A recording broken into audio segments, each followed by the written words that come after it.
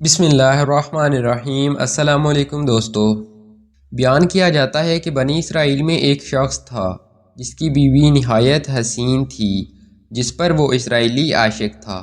چنانچہ جب اس عورت کا انتقال ہو گیا تو اس اسرائیلی کو بڑا افسوس ہوا اور ایک مدت تک وہ اس عورت کی قبر پر بیٹھا روتا رہا۔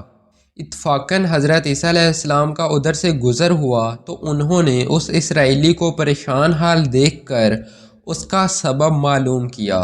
جب اسرائیلی نے اپنا واقعہ بیان کیا تو حضرت عیسیٰ علیہ السلام نے دریافت فرمایا، کیا تو چاہتا ہے کہ میں اس کو تیرے لیے زندہ کر دوں؟ اس نے عرض کیا کہ ہاں حضور، یہی میں چاہتا ہوں۔ چنانچہ جب حضرت عیسیٰ علیہ السلام نے اس قبر کے مردے کو آواز دی تو قبر سے ایک حبشی غلام جس کے ناک کے نتنوں، آنکھوں اور جسم کے دوسرے سوراخوں سے آگ کی لپٹیں اٹھ رہی تھیں، حضرت عیسیٰ علیہ السلام کو دیکھتے ہی غلام نے کلمہ پڑھا کہ لا الہ الا اللہ عیسیٰ روح اللہ۔ اسرائیلی نے یہ دیکھ کر عرض کیا، حضور مجھ سے غلطی ہو گئی، میری بیوی کی قبر تو دوسری ہے۔ یہ سن کر حضرت عیسیٰ علیہ السلام نے حبشی کو حکم دیا کہ تم اپنی قبر میں واپس ہو جاؤ۔ چنانچہ وہ مردہ ہو کر گر گیا اور اس کی قبر کو مٹی سے چھپا دیا گیا۔ پھر حضرت عیسیٰ علیہ السلام نے اس دوسری قبر کی جانب توجہ فرمائی اور حکم دیا کہ اے صاحب قبر، اللہ کے حکم سے زندہ ہو جا۔ چنانچہ قبر پھٹی اور اس سے ایک عورت سر سے گرد جھاڑتی ہوئی باہر آ گئی، جس کو دیکھ کر اسرائیلی بولا کہ یا روح اللہ، میری بیوی یہی ہے۔ اور حضرت عیسیٰ علیہ السلام کے حکم سے وہ اسرائیلی اپنی بیوی کو ہمراہ لے کر واپس ہونے لگا، مگر عرصے سے جاگا ہوا تھا، اسی لیے اس پر نیند کا غلبہ ہو گیا اور اس نے بیوی سے کہا کہ تیری قبر پر گرہ زاری اور بیداری نے مجھے ہلاک کر دیا ہے، اسی لیے میں چاہتا ہوں کہ کچھ دیر آرام کر لوں۔ بیوی کہنے لگی کہ ہاں آپ آرام کر لیجئے۔ چنانچہ وہ اسرائیلی بیوی کے زانوں پر سر رکھ کر سو گیا۔ اتنے میں ایک گھوڑے پر سوار ایک شہزادے کا ادھر سے گزر ہوا جو اپنے زمانے کا یکتا حسین تھا، جس کو دیکھ کر شہزادی از خود فریفتہ ہو گئی اور اس کا دل قابو میں نہ رہا۔ اس نے شوہر کا سر زانوں سے نیچے رکھا اور فرط محبت و غلبہ عشق سے مجبور ہو کر شہزادے کے سامنے جا کھڑی ہوئی۔ ادھر جیسے ہی شہزادے کی نظر اس پر پڑی، وہ بھی اس کو دیکھ کر اس پر فریفتہ ہو گیا اور عورت کی خواہش پر اس کو اپنے گھوڑے پر بٹھا کر لے گیا۔ چنانچہ اس کے شوہر نے بیدار ہو کر جب اپنی بیوی کو نہ پایا تو نہایت پریشان ہوا اور اس کے ملنے کی تدبیر سوچنے لگا۔ سوچتے سوچتے آخر اس کے نشانے قدم پر چل کر اپنی بیوی کو تلاش کر لیا، جو شہزادے کے پاس پہنچ چکی تھی۔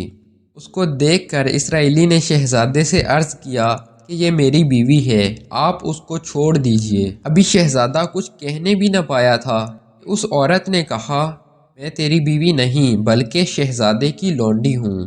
یہ سن کر شہزادہ اسرائیلی سے کہنے لگا، کیا مجھ سے میری لونڈی کو لینا چاہتا ہے؟ اس نے کہا، خدا کی قسم، یہ میری بیوی ہے جس کو میرے سردار حضرت عیسیٰ علیہ السلام نے مرنے کے بعد میرے لیے زندہ کیا ہے۔ ابھی یہ گفتگو ہو رہی تھی کہ اتفاقاً حضرت عیسیٰ علیہ السلام بھی وہاں تشریف لے آئے، جن کو دیکھ کر اسرائیلی کہنے لگا، یا روح اللہ، کیا یہ میری وہی بیوی نہیں ہے جس کو آپ نے میرے لیے زندہ کیا ہے؟ حضرت عیسیٰ علیہ السلام نے فرمایا کہ ہاں یہ وہی ہے۔ یہ سن کر عورت کہنے لگی کہ یا روح اللہ، یہ شخص جھوٹا ہے، میں تو اس شہزادے کی لونڈی ہوں۔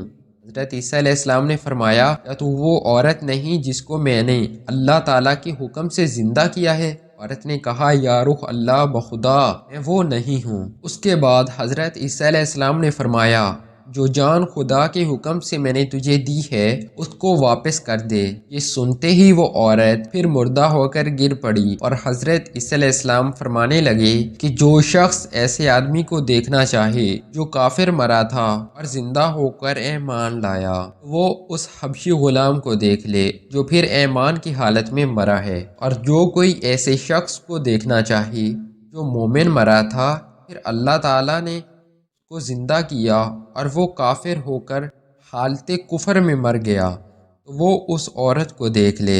اس واقعے کو دیکھ کر اسرائیلی نے قسم کھائی اب کبھی نکاح نہ کروں گا، اور میدانوں کی طرف نکل گیا جہاں اللہ تعالیٰ کی عبادت میں مصروف رہ کر اسے موت آ گئی۔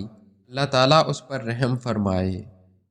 حاصل نبی اور رسول کے اقرار و انکار کا نتیجہ اس حکایت سے ظاہر ہوتا ہے اور سبق ملتا ہے کہ کامیابی اپنے نبی صلی اللہ علیہ وآلہ وسلم کی اطاعت و محبت سے ہی مل سکتی ہے۔